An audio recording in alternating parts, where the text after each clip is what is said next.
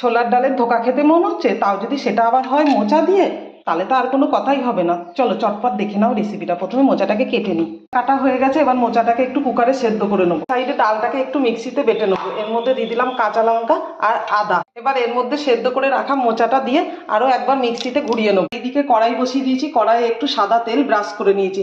এবার এই যে বেটে রাখা মোচা আর ডালটা দিয়ে একটু নাড়াচাড়া। এর মধ্যে দিয়ে দিলাম লবণ, দিয়ে দেবো হলুদ, আর দিয়ে দেবো অল্প একটু চিনি। কড়াইয়ে এটাকে একটু নেড়ে নেবো। সাইডে একটা থালার মধ্যে আমি একটু তেল ব্রাশ করে নিয়েছি, এবার এটা ঢেলে নেবো। এবার এটাকে ঠান্ডা করে নিয়েছি। এবার একটা ছুরি দিয়ে বরফির আকারে এটাকে কেটে নেবো। এই যে বরফির শেপে সবকটা কাটা হয়ে গেছে।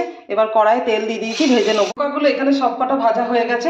এবার তেলের মধ্যে আমি দিয়ে দিলাম গোটা, দিয়ে দেবো কেটে রাখা আলু, দিয়ে দেবো একটু হিং, দেবো লবণ। এগুলো একটু ভাজা হয়ে গেলে এর মধ্যে দিয়ে দিলাম টমেটো, দিয়ে দেবো হলুদ, আদা জিরে কাঁচা লঙ্কা পেস্ট, দেবো কাশ্মীরি সামান্য চিনি। হয়ে গেছে, এরপরে আমি দিয়ে দিলাম জলটা ফুটে গেছে আর আলুগুলো সেদ্ধ হয়ে গেছে। এবার এর মধ্যে দিয়ে দেবো ধোকাগুলো, দেবো গরম মশলার পানি। হয়ে গেল দারুণ স্বাদের ছোলার ডালের ধোকা।